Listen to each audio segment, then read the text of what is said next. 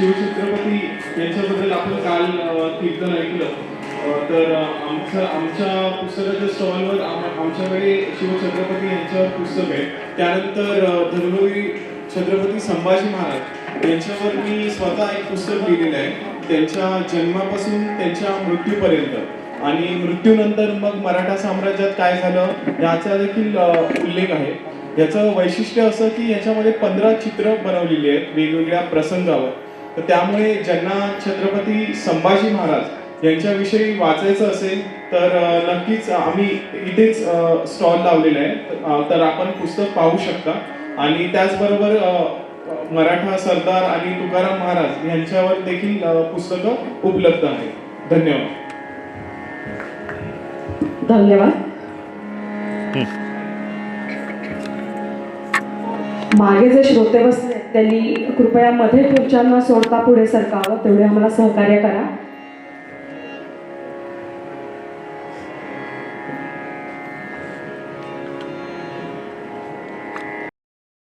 आणि कविता वहिनींचे ते वडील होते.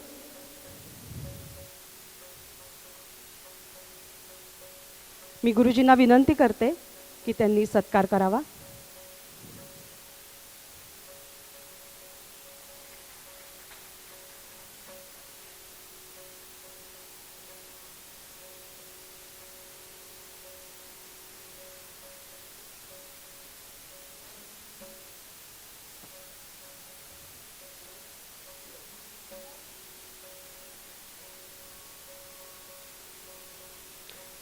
धन्यवाद. आपण लगेचच कार्यक्रमाला सुरुवात करूयात.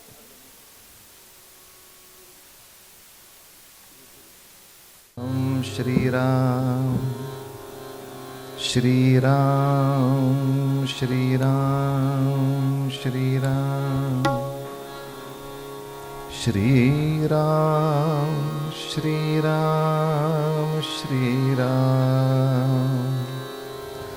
श्रीराम श्रीराम श्रीराम श्रीराम.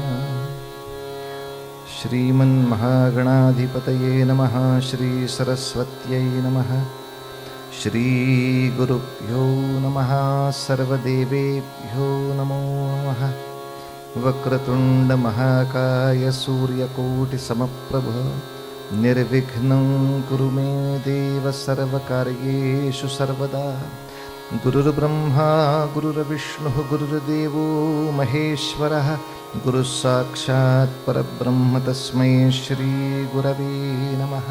मूकं करोति वाचालं पङ्गुं लङ्घयते गिरिं यत्कृपात्तमहं वन्दे परमानन्दमाधवम्.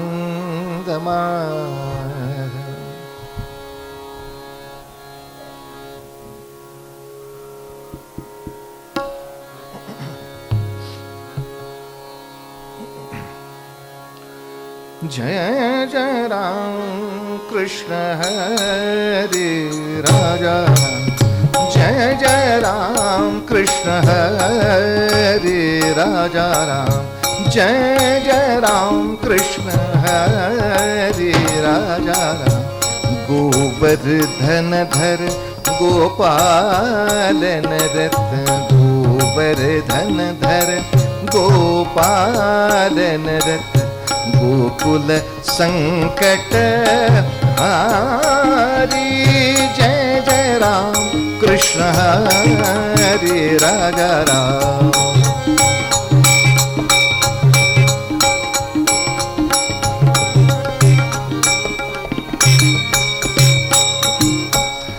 शरणागत दीना शरणी ने रामा. शरणागत दीना शरणी ने राम. करुणा दृष्टि निहारे राम. करुणा दृष्टि निहारे निहारी निहारी. जय जय राम कृष्ण हरे राजा राम. जय जय राम कृष्ण हरे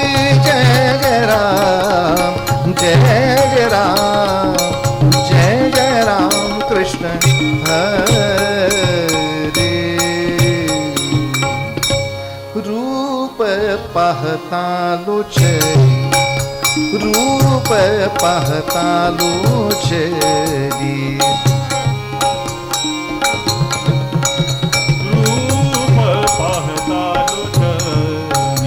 रूप पाहता लोचनी सुख झाले वो साजणी सुख झाले वो साजणी सुख झाले वो साजणी तो हा विठ्ठल परवा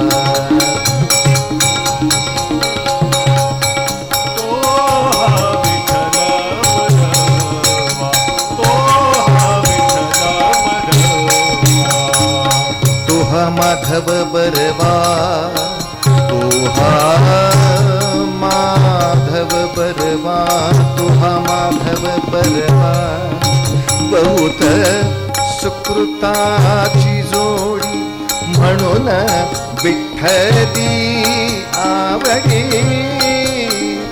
सर्व सुखाचे आगर बाप रखुमा देवी वरू तो हा विठ्ठल परवा तो हा विठ्ठल परवा तो हा विठ्ठल परवा विठ्ठल परवा विठ्ठल भजा रघुपती राघव राजा राम पतित पावन सीताराम रघुपती राघव राजा राम पतित पावन सीताराम रघुपती राघव राजा राम पतित पावन सीताराम रघुपती राघव राजा राम पतित पावन सीताराम रघुपती राघव राजा राम पतित पावन सीताराम राजाधिराज रामचंद्र महाराज की जय पुंडलीक वरदाहर विठ्ठल श्री ज्ञानदेव तुकाराम पंढरीनाथ महाराज की जय भारत माता की जय आर्य सनातन वैदिक हिंदू धर्म की जय छत्रपति शिवाजी महाराज की जय जय जय रघुवीर समर्थ जयांचा जनी जन्मनामार्थ झाला जयाने सदा वासनामात केला जयांच्या मुखी सर्वदा नाम कीर्ती नमस्कार त्या ब्रह्मचैतन्य मूर्ती सद्गुरुनाथ महाराज की जय राम गावा राम ध्यावा राम गावा राम ध्यावा राम गावा राम ध्यावा राम जीवीचा विसावा राम जीवीचा विसावा राम गावा राम ध्यावा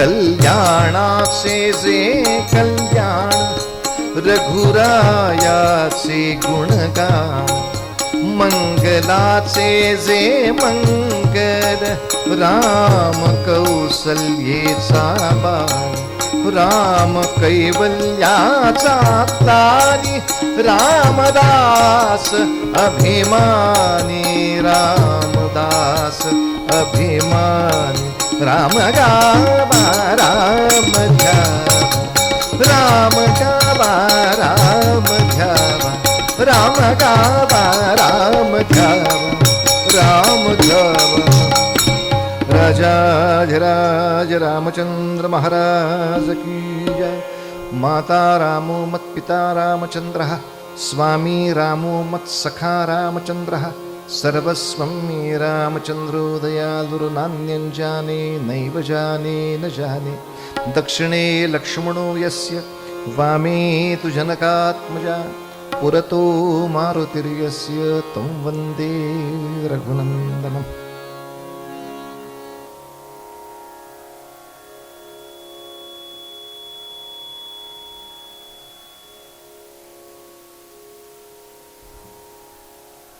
श्री रामचंद्रांच्या कथेमध्ये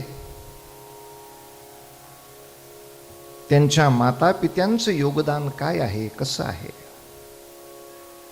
याबद्दलचं चिंतन काल आपण केलं.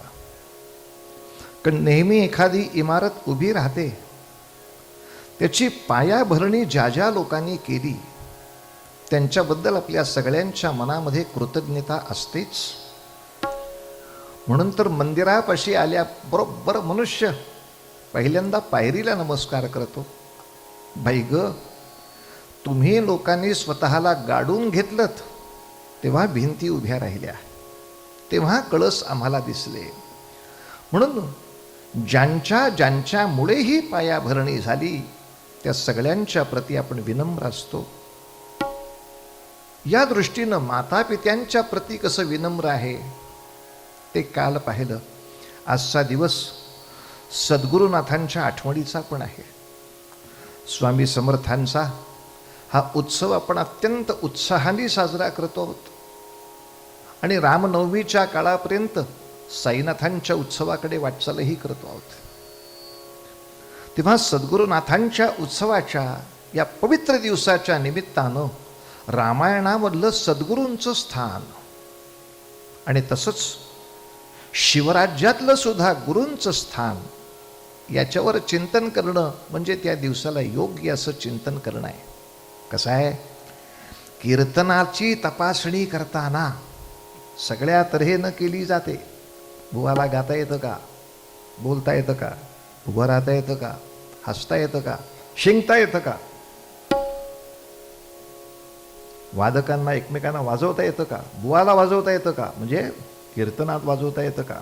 अनेक परीक्षा असतात, त्यातली ही पण परीक्षा कीर्तन किती का चांगलं असे ना ते आजच्या दिवसाला योग्य आहे का. नाही तर दिवस वास्तुशांतीचा आणि चरित्र लंका दहन, वरनं पाऊस पडू लागला. लंका दहन म्हटल्यावर मेला पाऊस पडतोय. करू देतोय का नाही कीर्तन रामच जाणे. पाहू, जोपर्यंत आनंद आहे तोवर ठीक आहे, नाही तर मग आनंदी आनंद थांबवावं लागेल आपल्याला. पण गुरुस्थानाबद्दल थोडंसं चिंतन करायचं झालं तर काल आपण अशा एका प्रसंगापर्यंत आलो की जिथे विश्वामित्राने रामचंद्रांना त्यांच्या सिद्धाश्रमाकडे नेलाय आणि रामचंद्रांच्या योग्य पराक्रम त्यांच्याकडनं जर घडवायचं असेल तर त्यांना आधी आतंक म्हणजे काय हे दिसलं तर पाहिजे, पाहिलं तर पाहिजे. रक्त बघितलं की मला चक्कर येते. तुझ्याकडनं काय पराक्रम होणार आहे झंप्या, तो घरी ढेकणं मारत बस. जोपर्यंत अजूनपर्यंत तुला आतंक बघायची सुद्धा सवय नाही, तिथे त्याच्यावर मात करण्याच्या क्षमतांचा विचारच करता येत नाही. तेव्हा बाबा रे, पाहिलं पाहिजे, तुला आलं पाहिजे. किंबहुना या मधल्या 70 वर्षाच्या कालखंडामध्ये थोडं असंही वाटतं की अनेक शिक्षकांच्या हाताखालनं अनेक रामचंद्र गेले, पण त्यांनी आतंक कधी दाखवलाच नाही. विश्वामित्राचं काम दाखवलं नाही. 15 ऑगस्टचा ध्वजवंदनाचा समारंभ दाखवला, पण 14 ऑगस्टच्या फाळणीच्या वेळेला झालेल्या कत्तली, स्वातंत्र्य दिनाच्या आदल्याच दिवशी आणि त्याच्यानंतरच्या 4 महिन्यामध्ये 40 लाख लोकांचं विस्थापन, त्यांच्या झालेल्या भयानक कुतर उडी, ज्याची छायाचित्र उपलब्ध आहेत, जी जाऊन काढायची नाहीच आहेत. आणि हे आतंक का झाले याची संपूर्णतः आपल्याच सरकारने दिलेली कारण. आणि हा सगळा आतंक पुढच्या रामाला दाखवून, बघ रे बाबा, या पद्धतीनं जर पुढची पावलं पडत असतील तर ह्याच्या पुढचं फळ हाच आतंक आहे. हे विश्वामित्रांनी तर सांगायला पाहिजे, वसिष्ठांनी तर सांगायला पाहिजे. लक्षात घ्या, एखादा गुन्हा घडत असताना गुन्हेगार जितका दोषी ठरतो तितकाच ज्याच्यावर गुन्हा झाला त्या माणसाला सुद्धा जो झोपी ठेवतो, जो बेसावध ठेवतो, जो निद्रिस्त ठेवतो, तोही न्यायालयाच्या दृष्टीनं गुन्हेगार. ज्याला दिसतंय समोर गुन्हा होण्याची शक्यता आहे आणि तो पुढच्या पिढीला सांगतो ऑल इज वेल.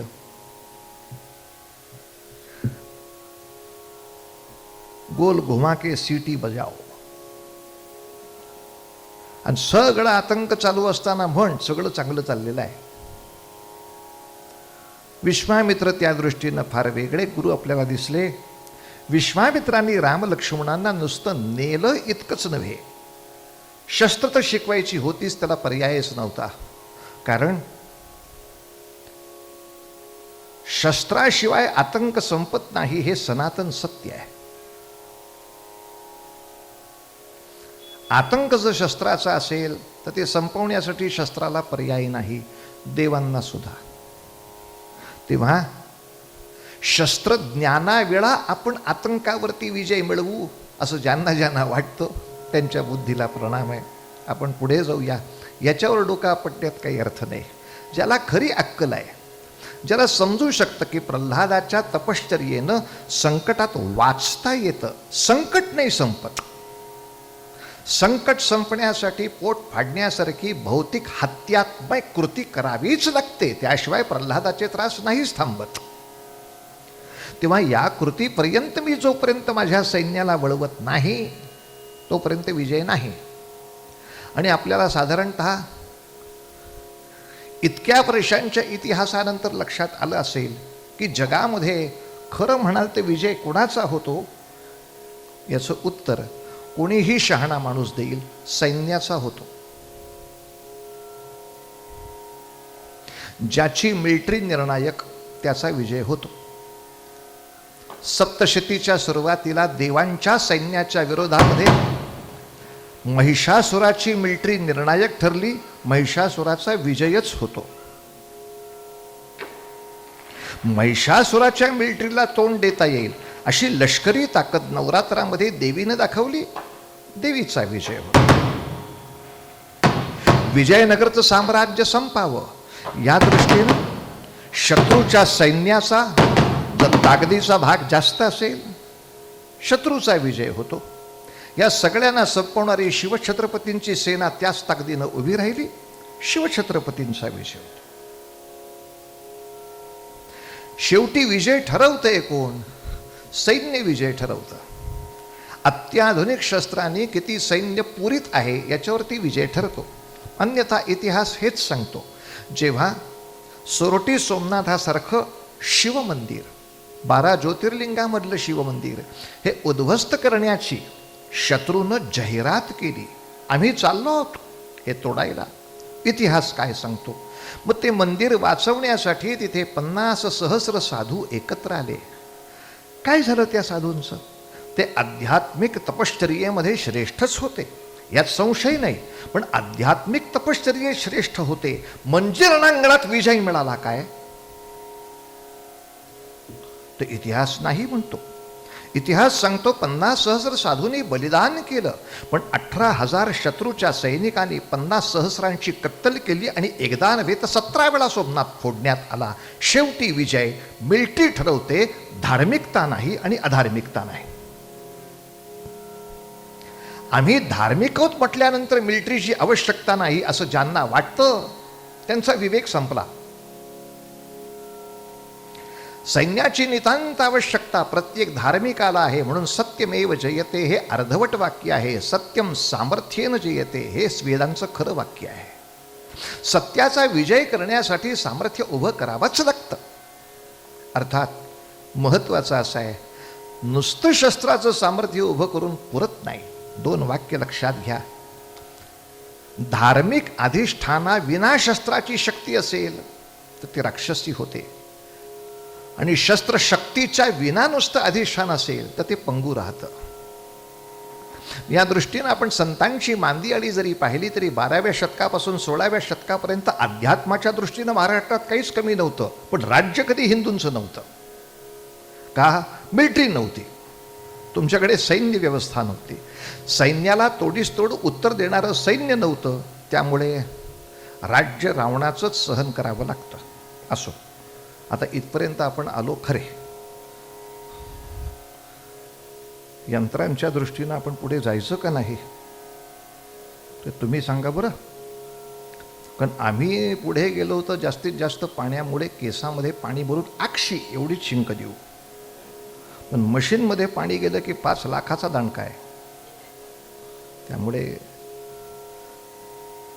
तुमच्यामध्ये पाणी शिरण्याची आम्हाला काळजी जास्त. तशीच वाद्य बिघडलं की उद्या आहे 25ची गंमत. तुम्ही पण घातलं का झाकण? उत्तम. पाहूया कुठपर्यंत साथ मिळते पाहू. आणि नेमका माझा चुकीचाच विषय घेतला बहुतेक आज मी, कारण विश्वामित्रांनी गंगा कशी आणली ही कथा सांगितली. ही कथा मी सांगणार होतो, आता गंगा यायची वेळ झाली माझी. पूर्ण चुकीचा विषय. काय आपल्या बुवा तुमचा हा विषय झाला. तर अर्थात युद्धामध्ये केवळ शस्त्र लढत नाही. नेहमी असं म्हटलं जातं की शस्त्रामागचे हात लढतात, पण आणखीन सूक्ष्म पाहिलं तर हातही नाही, त्या हातामागचं हृदय लढतं. मनाने ठरलेलं पाहिजे, हृदयाने ठरलेलं पाहिजे, बुद्धीनं मान्य केलं पाहिजे. मग अत्याधुनिक शस्त्र नसलं तरी हातात असलेल्या शस्त्राने संघर्ष करून विजय मिळवीन ही तरी किंमत अंगामध्ये धमक राहते. म्हणून विश्वामित्राने रामाला अनेक कथा सांगितल्या. त्याच्यात गंगावतरणाची कथा आहे की सगर नावाचा एक राजा होता. रामा होता म्हणजे तुझाच पूर्वज होता, पण त्याचा जो पुत्र होता त्याचं दुर्दैवाने नाव असमंजसच होता. त्याला 60,000चं सैन्य देऊन पाठवला, अश्वमेधाचा घोडा देऊन पाठवला, पण हा अश्वमेधाचा घोडा कपिल महामुनींच्या आश्रमामध्ये सापडल्यामुळे ह्याला वाटलं राजाचा घोडा ऋषीनी चोरला. आता हा असमंजस नको तो विचार केला. सगळं सैन्य घेऊन कपिल मुनीवर तुटून पडला. कपिल मुनीने डोळे उघडले, हुंकार जो भरला ते सगळे 60,000 भस्म झाले. त्यातला एकमेव कसाबसा शिल्लक राहिला. त्याने सगराला बातमी सांगितली, 60,000 खतम हो गए. आता असमंजसाचा मुलगा अंशुमान तो तिथे आला. त्याने कपिल महामुनींची क्षमा मागितली. यांच्याकडनं चुकीनं काम झालं, काही प्रायश्चित्त. ते म्हणले स्वर्गातली गंगा आणा, त्याच्यात आंघोळ केली तर हे सगळे उद्धरतील. अरेच्छा. आता ती गंगा आणण्यासाठी अंशुमनाने तपश्चर्या केली. त्याच्या आयुष्यात त्याला ते आणता आलं नाही. मग त्याच्यानंतर त्याचा पुत्र दिलीप, त्याने जन्मभर तपस्या केली. त्याच्या आयुष्यात ते आणता आलं नाही. त्याचा मुलगा भगीरथ, त्याने तपस्या केली आणि 3ऱ्या पिढीमध्ये भारताला सुजलाम सुफलाम करणारी ती जान्हवी गंगा मिळाली. कथा सांगण्याचा हेतू हा, एखादी मोठी गोष्ट प्राप्त होण्यासाठी पिढ्यानपिढ्या काम करावं लागतं. रामा, तुझ्या आजोबांना नाही जमलं म्हणजे तुला जमणार नाही असं म्हणू नकोस. तुझ्या वडिलांना नाही जमलं म्हणजे तुला जमणार नाही असं म्हणू नकोस. अंशुमानला नाही जमलं, दिलीपला नाही जमलं, भगीरथाला जमतं. म्हणून जिजामातोश्री होत्या म्हणूनच हिंदवी स्वराज्य. आम्ही असतो तर काही जमतच नव्हतं.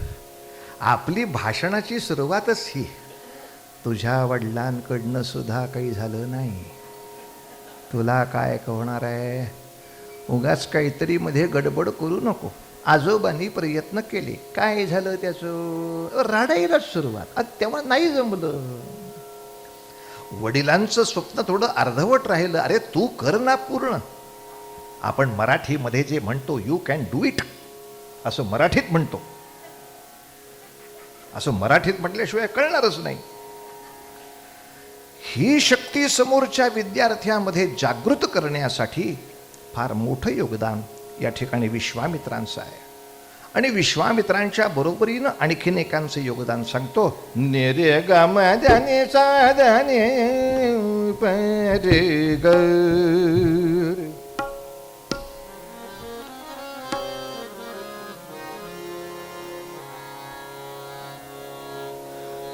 ने धरे ने गरे मगदाने रजानी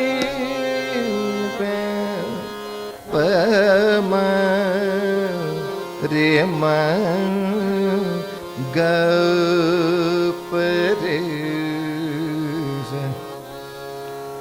रामचंद्र जर रावणाची राजवट उलटायला तयार असतील तर अगस्ती नावाच्या ऋषींनी त्यांच्यासाठी कोदंड नावाचं धनुष्य केलं. गुरूंची कामं बघा. अगस्ती ऋषी असं नाही म्हणाले, कशाला त्रास करून घेता, तुम्ही फक्त माझ्या सत्संगामध्ये येत जा, मरेल रावण आपोआप. सत्संग चांगलाच, सत्संगाने मनातला रावण मरेल, समाजातला रावण जाऊनच मारावा लागतो, हे सनातन सत्य. आणि म्हणून कोदंड नावाचं जे धनुष्य आहे, अगस्ती ऋषी काय म्हणाले, रामा रावणाकडे कोणती शस्त्र आहेत याचा मी अभ्यास केलाय आणि त्या कुठल्याही शस्त्राने तुटणार नाही असं धनुष्य तुझ्यासाठी केलंय. आता हे धनुष्य घेऊन पहिला प्रयोग कर. म्हणून खरं दूषण या असुरांचा तिथे वध केला. ते कोदंड रामचंद्रांना अगस्तीनं दिलं. तुमची आमची जरी इच्छा असली तरी बहुतेक थांबायला लागेल असं वरचा वरून राजा सांगतो आहे. त्यामुळे किंचित भजन करून थोडीशी वाट पाहू. जर चांगली वाट त्याने दिली तर पुढे चालू ठेवून वाद्य झाकावीच लागतील, पण वाद्य सगळी खराब होणार. त्या दृष्टीनं श्रीराम जय राम जय जय राम, श्रीराम जय राम जय जय राम, श्रीराम जय राम जय जय राम. आपण आसरा पाहायला हरकत नाही. आम्ही पण आसरा पाहतो. जरा जोर जरा कमी झाला, परत एकत्र येऊया.